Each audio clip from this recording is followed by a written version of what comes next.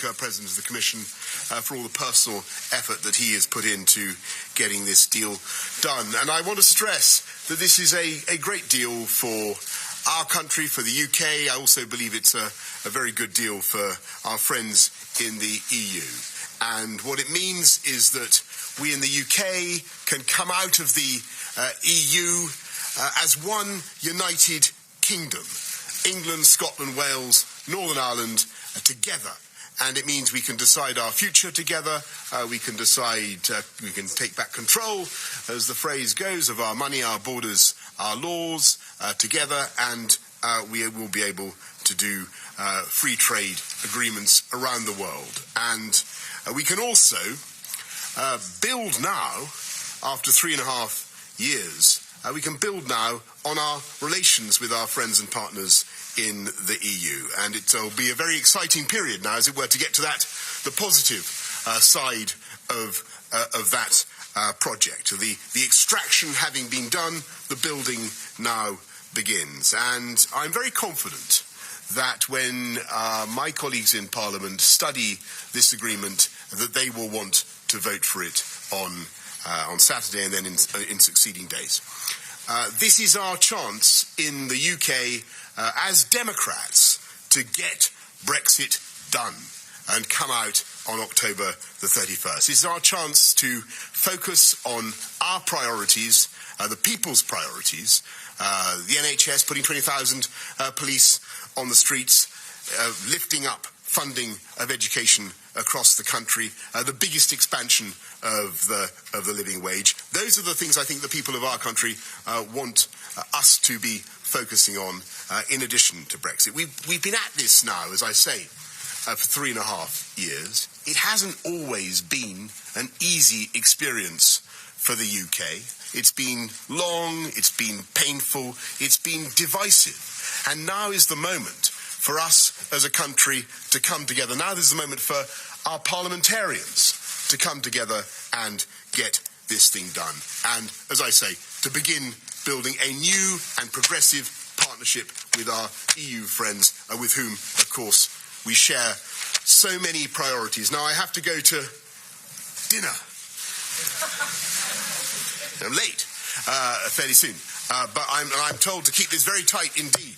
But I'm going to go to Laura Koonsberg of the BBC. Thank you very much. We can keep this very tight. Two very quick questions. Why are you confident this can get through Parliament when it doesn't seem to be the case at home? And what on earth will you do if this falls on Saturday? Well, thanks, Laura. I think that there is, as I say, a very good case for MPs across the House of Commons to express the democratic will of the people, as we've pledged many times to do, and to get Brexit done.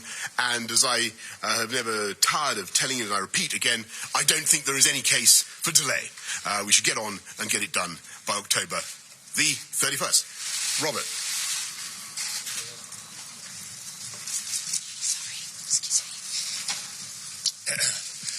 Prime Minister, was there literally no other way of getting the deal other than to turn over your partners in government, the Democratic Unionist Party? I think this is a very good deal for every part of the UK, and particularly for Northern Ireland. And I would point out that, as I say just now, from the beginning, Northern Ireland will be able to join with the rest of the UK in doing free trade deals around the world, and all the other benefits that flow from membership of the UK market, and of course, without having any checks, any infrastructure of any kind at the border in Northern Ireland. And I think, in that respect, it is a great success. I'm going to take two more questions, and I'm going to go to the distinguished Mr. Dimbleby in the front. How will this deal help heal the deep divisions over Brexit in the country? I think that's a very, very important question, and I do think that the answer is that it will, because what it will enable us to do is to get, as I say, the process of extraction behind us and enable us to come together and focus on building a new partnership with our friends across the Channel, our friends, not just our friends in Brussels, but obviously in every other European capital. And one of the things that we're doing is building and strengthening our bilateral relations as well, and expanding our network across the European capitals. George Parker. And then that's it, I'm afraid. Come on, you can miss a bit of the dinner. No, I was asked to take 4 questions. I'm going to take a few more. Prime Minister. Yeah, take a few more. Prime Minister, we heard what Jean-Claude Juncker had to say earlier about the fact that he personally didn't think there should be an extension to the Brexit process beyond October the 31st. Did you ask your fellow leaders to make a similar commitment, and have they done so? Well, my view has been very clear for a long time. I don't think that delay is to the advantage of the UK, or indeed of the whole of Europe. I think people want to move this thing on. It's been going on for a long time, and that's a view that seems to be quite widely shared. Tom, then Pippa, and then that really is it. Okay, Tom, Pippa, and then Beth, and then that's it. Prime Minister, you've suspended the whip from 21 Tory MPs when they voted for the Ben Act. Will you treat this vote on Saturday as a similar confidence motion, and will you suspend the whip from any Tory MPs who don't vote for this deal? I'm not going to get into whipping in this illustrious forum. What I will say is that I do think there is a very good case for voting for this deal on all sides of the House, and we will certainly be taking that vote very seriously. Prime Minister, I have a second quick go on the whipping. Would you restore the whip for the 21 MPs that you have ejected from the party? And why should Labour MPs particularly trust you to deliver on your promises in the political declaration over workers' rights? That's a big problem for them. Thank you, Pippa. On the vote, it's a big and important vote, and we'll be making further announcements about that in due course. And there are a series, as colleagues, as you understand, there are a series of votes. On the political declaration and that text, I do think it is a good text. It gets to the heart of what we want to achieve as a UK in our relations with the EU in the future, a best-in-class free trade deal, but also a fantastic new deep and special partnership that we want to build. Yes, of course, it does also contain important provisions and commitments that this country gladly makes about our determination to maintain the highest possible standards, both for the environment and for social protection.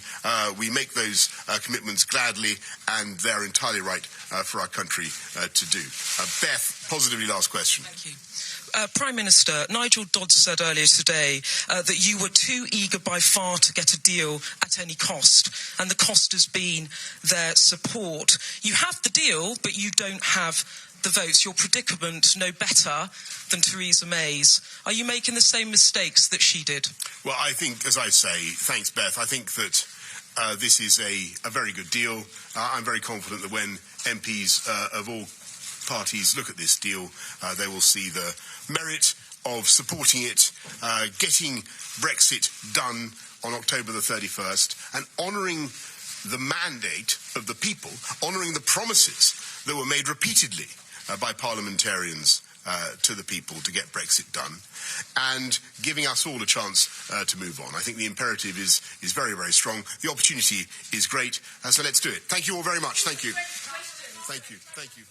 Thank you so much. Thank you. Boris Johnson concluding with the opportunity is great, let's do it. Very much the message after getting that deal agreed with the EU. He started that news conference saying this is our chance in the UK to get Brexit done, to come out on October the 31st. He said he was very confident that when MPs looked at the deal, they'll want to vote for it on Saturday. And he also said, extraction having been done, the building now begins, going on to then talk about the various positive things and relationship they could have with the European Union going forward. Lots to discuss. Rob Watson, our UK political correspondent.